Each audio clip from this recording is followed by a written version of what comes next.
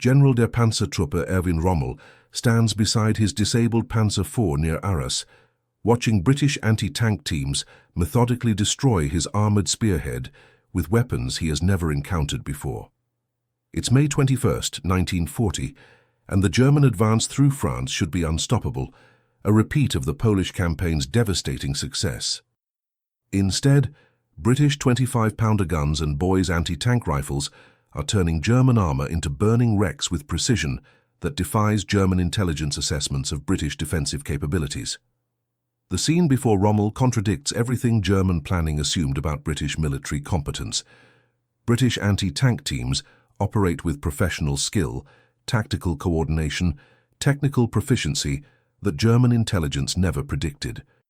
They engage German armour at ranges that maximize their weapons' effectiveness, while minimizing German advantages in mobility and firepower. Rommel examines the wreckage of his lead company, counts the destroyed tanks, assesses the tactical situation. 12 Panzer IVs and 8 Panzer IIIs lie burning within a 500-meter radius, victims of British anti-tank fire that achieved hit rates German training never anticipated. The British teams withdrew in good order after inflicting maximum damage, demonstrating tactical discipline that German doctrine assumed British forces lacked. How did they achieve such accuracy? Rommel asks his adjutant. Our intelligence indicated British anti-tank capabilities were limited, their training inadequate, their equipment inferior. These teams fought like veterans, used their weapons like experts, coordinated their fire like professionals. The question reveals fundamental German misconceptions about British military capability. German intelligence, influenced by memories of British performance in World War I, assumed British forces remained tactically conservative, technologically backward, professionally inferior to German standards. But the British anti-tank teams at Arras demonstrate tactical innovation, technical competence, professional skill that German planning never anticipated. British forces have developed anti-tank doctrine that maximizes their weapons' effectiveness, training programs that produce competent crews, organizational methods that coordinate defensive operations effectively. General der Infanterie Georg von Küchler, commanding 18th Army, receives similar reports from his sector near Dunkirk. British anti-tank teams are stopping German armoured advances with weapons and tactics that German intelligence underestimated. German tank losses exceed acceptable levels when British defensive positions are properly organised and competently defended. The British fight differently than we expected, Küchler tells his staff officers. Their anti-tank teams know their business, use their weapons effectively, coordinate their defensive fires intelligently. They're not the amateur soldiers our intelligence described. Küchler's observation reflects growing German recognition that British military capabilities exceed German intelligence assessments. British forces demonstrate professional competence, tactical sophistication, technical proficiency that German planning assumed they lacked. The recognition forces German tactical adjustments, operational modifications, strategic reassessments. German armoured doctrine, designed for rapid breakthrough against inferior opposition, must adapt to British defensive capabilities that prove more formidable than anticipated. General Oberst Heinz Guderian, the architect of German armoured warfare, analyzes British anti-tank performance through the lens of his extensive tactical experience. Guderian understands armoured operations, recognizes effective anti-tank defense, appreciates the technical and tactical challenges that successful anti-tank warfare requires. The British anti-tank teams demonstrate genuine competence, Guderian tells his corps commanders. They understand their weapons, employ proper tactics, coordinate their fires effectively. They've achieved anti-tank capabilities that our intelligence never predicted. Guderian's assessment carries particular weight because of his expertise in armoured warfare. If Guderian acknowledges British anti-tank competence, German armoured doctrine must account for British defensive capabilities that exceed German planning assumptions. The acknowledgement requires fundamental revision of German tactical methods. German armoured advances cannot assume British anti-tank defences will collapse under pressure. German tank crews must expect competent opposition, effective defensive fire, Professional anti-tank operations. General der Panzertruppe Erich Hübner, commanding Panzer Group 4, encounters British anti-tank teams during the advance toward the Channel ports. Hübner's armoured formations suffer unexpected casualties when British defensive positions are properly prepared and competently defended. British anti-tank gunnery exceeds our expectations, Hübner reports to Army Group A headquarters. Their crews demonstrate training and competence that our intelligence assessments never indicated. They're achieving hit rates that make frontal armoured assault prohibitively expensive. Hübner's report confirms observations from other German armoured commanders throughout the Western Front. British anti-tank capabilities prove more formidable than German intelligence predicted, more effective than German planning anticipated, more professional than German doctrine assumed. The pattern of German surprise at British competence reveals systematic German intelligence failures. German assessments of British military capability, based on outdated information and cultural prejudices, consistently underestimate British professional development, technical advancement, tactical innovation. Generaloberst Gerd von Rundstedt, commanding Army Group A, receives comprehensive reports of British anti-tank performance from his subordinate commanders. The reports force reassessment of German assumptions about British military capability, British defensive doctrine, British professional competence. British forces demonstrate capabilities that our intelligence never predicted, Rundstedt tells his staff. Their anti-tank teams fight with skill and determination that contradicts our assessments of British military quality. We must revise our tactical methods to account for British competence. Rundstedt's acknowledgement represents senior German recognition that British military capabilities exceed German intelligence estimates. German operational planning must account for British defensive capabilities that prove more formidable than anticipated. The revision requires immediate tactical adjustments and long-term strategic reassessments. German forces cannot assume British opposition will collapse under pressure. German planning must account for competent British resistance, effective British defensive operations, professional British military performance. Adolf Hitler receives reports of German armoured difficulties from his military advisors at the Berghof. The reports describe British anti-tank performance that contradicts Nazi assumptions about British military decadence, British technical inferiority, British professional inadequacy. How can the British stop our panzers? Hitler asks Generaloberst Franz Halder, Chief of the Army General Staff. Our tanks are superior, our tactics are superior, our soldiers are superior. How can inferior British forces achieve defensive success against German armoured superiority? Halder has prepared for this question, but the answer challenges fundamental Nazi beliefs about German military supremacy and British military inferiority.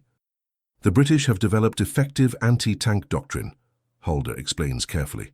Their weapons are more capable than our intelligence indicated. Their crews are better trained than we anticipated. The explanation suggests that British military development exceeds German military development in specific areas. British anti-tank warfare represents technical and tactical innovation that German forces must acknowledge and counter. Hitler cannot easily accept that British innovation exceeds German innovation in any military area. The admission would contradict Nazi ideology about German technical superiority, German tactical supremacy, German organizational excellence. Instead, Hitler blames temporary setbacks, intelligence failures, inadequate German preparation. The British success must result from German mistakes rather than British competence, German weaknesses rather than British strengths. But the evidence accumulates from multiple sectors, multiple commanders, multiple engagements. British anti-tank teams consistently demonstrate capabilities that exceed German intelligence assessments. British defensive performance contradicts German assumptions about British military quality. General Major Erwin Rommel, recently promoted after his success in France, provides detailed analysis of British anti-tank tactics based on his extensive combat experience. Rommel's assessment reveals the sophistication of British defensive doctrine, the competence of British anti-tank crews, the effectiveness of British defensive coordination. The British understand anti-tank warfare, Rommel tells Wehrmacht training officials. They position their guns intelligently, coordinate their fires effectively, employ their weapons professionally. They've developed anti-tank capabilities that our doctrine must account for. Rommel's analysis influences German tactical development, training programs, equipment requirements. German forces must prepare for British anti-tank capabilities that prove more formidable than initial intelligence suggested. The preparation requires comprehensive revision of German armored doctrine. German tank crews must learn to counter effective anti-tank defense. German commanders must plan for competent British resistance. German tactical methods must adapt to British defensive capabilities. General der Artillerie, Erich von Manstein, analysing British defensive performance during the Dunkirk evacuation, observes British anti-tank operations that demonstrate tactical sophistication, technical competence, professional coordination that German planning never anticipated. British anti-tank defence shows genuine tactical understanding, Manstein notes in his operational assessment. Their crews employ proper techniques, their commanders coordinate defensive fires effectively, their organisation supports sustained anti-tank operations competently. Manstein's observation carries particular weight because of his reputation for tactical analysis and operational planning. If Manstein acknowledges British tactical competence, German doctrine must account for British capabilities that exceed German intelligence estimates. The acknowledgement requires fundamental reassessment of German assumptions about British military capability. British forces demonstrate professional competence, tactical innovation, technical proficiency that German planning consistently underestimated. General Oberst Wilhelm von Lieb, commanding Army Group C, encounters British anti-tank teams during operations along the Maginot Line. British forces, supporting French defensive positions, demonstrate anti-tank capabilities that exceed German expectations for auxiliary forces. Even British support units demonstrate competence, Lieb reports. Their anti-tank teams coordinate effectively with French forces, employ their weapons professionally, maintain defensive positions tenaciously. They're not the amateur soldiers our intelligence described. Lieb's observation reveals British military competence across all unit types and organizational levels. British anti-tank capabilities represent systematic military development rather than isolated tactical innovation. The systematic development suggests British military organization produces competent soldiers, effective doctrine, professional performance across all military specialties. British military education creates capabilities that German intelligence consistently underestimated. General der Panzertruppe Hermann Hoth, commanding Panzer Group 3, analyzes British anti-tank performance during the campaign in Belgium. British forces demonstrate defensive capabilities that force German tactical modifications, operational adjustments, strategic reassessments. British anti-tank gunnery achieves effects that our planning never anticipated, Hoth tells his divisional commanders. Their crews demonstrate training that produces genuine competence. Their tactics demonstrate understanding that creates effective defense. Hoth's assessment confirms observations from German armored commanders throughout the Western Front. British anti-tank capabilities prove consistently more formidable than German intelligence predicted, more effective than German doctrine assumed. The consistency suggests systematic British military development rather than random tactical success. British anti-tank warfare represents organized innovation, structured training, deliberate improvement that produces genuine military competence. General Oberst Fedor von Bock, commanding Army Group B, receives comprehensive reports of British anti-tank performance from his subordinate formations. The reports reveal British defensive capabilities that exceed German intelligence assessments across all sectors and all engagement types. British forces demonstrate military competence that contradicts our assumptions, Bock concludes.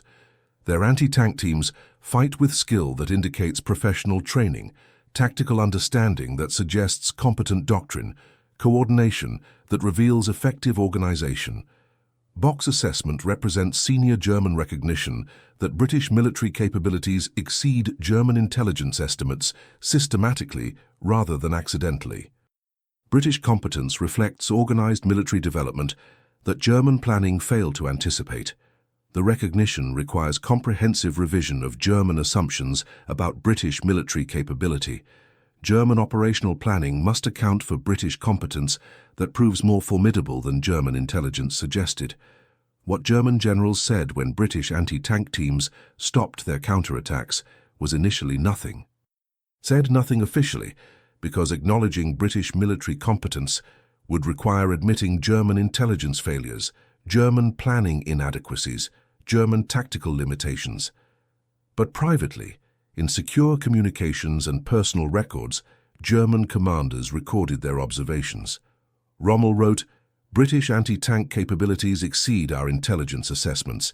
They demonstrate competence our planning never anticipated."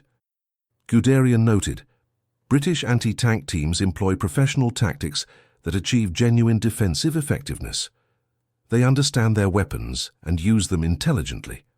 Küchler observed, "British forces demonstrate military competence that contradicts our assumptions about British professional quality. They fight like trained soldiers rather than amateur militia." Manstein concluded, "British anti-tank defense shows tactical sophistication that our doctrine must acknowledge and counter. They've developed capabilities our planning underestimated. The observations were accurate, but professionally uncomfortable. Acknowledging British military competence would require questioning German assumptions about military superiority, technical advancement, tactical supremacy." Hitler's reaction to reports of British anti-tank success revealed the political difficulty of acknowledging enemy competence. How can inferior British forces stop superior German armor? Hitler demanded. The question assumed German superiority rather than examining British capability. The assumption prevented accurate assessment of British military development, realistic evaluation of British defensive capabilities, effective adaptation to British tactical innovation. German ideology interfered with German military analysis. Post-war examination revealed the extent of German intelligence failures regarding British military capability. British anti-tank development represented systematic innovation that German intelligence never detected, never analyzed, never anticipated. British anti-tank doctrine evolved through careful study of German armored tactics, systematic analysis of anti-tank requirements, organized development of effective defensive methods. British military education produced competent anti-tank crews, effective coordination, professional performance. German intelligence, influenced by cultural prejudices and ideological assumptions, consistently underestimated British military development. German assessments assumed British forces remained tactically conservative, technically backward, professionally inferior. The assumptions proved catastrophically wrong when German forces encountered British anti-tank teams that demonstrated tactical sophistication, technical competence, professional skill that German planning never anticipated. What German generals ultimately said about British anti-tank capabilities when they finally acknowledged the truth was that British military development exceeded German military development in specific areas that proved tactically significant. British anti-tank warfare represented innovation that German forces couldn't counter immediately, competence that German intelligence couldn't predict accurately, effectiveness that German doctrine couldn't anticipate properly. But acknowledging British superiority was politically difficult, professionally uncomfortable, ideologically unacceptable. So German commanders said little officially while privately recording observations that confirmed British military achievements. The silence spoke volumes about German inability to acknowledge enemy innovation, to learn from enemy success, to adapt German methods to match enemy capabilities. German tactical superiority couldn't compensate for German intelligence inferiority when intelligence determined tactical preparation. British anti-tank teams stopped German counterattacks because British military development exceeded German intelligence assessment in areas that proved tactically decisive. British systematic innovation provided capabilities that German traditional methods couldn't anticipate effectively. What German generals said about British anti-tank competence when they finally admitted the truth was that British organisation exceeded German organisation in the areas that mattered most for anti-tank warfare. But they said it too quietly, too late, too privately to change the tactical methods that British competence had already rendered inadequate. British anti-tank success represented military innovation that German forces couldn't match quickly enough to matter. British systematic development provided the foundation for British defensive effectiveness, British tactical success, British demonstration that German military superiority wasn't universal or inevitable.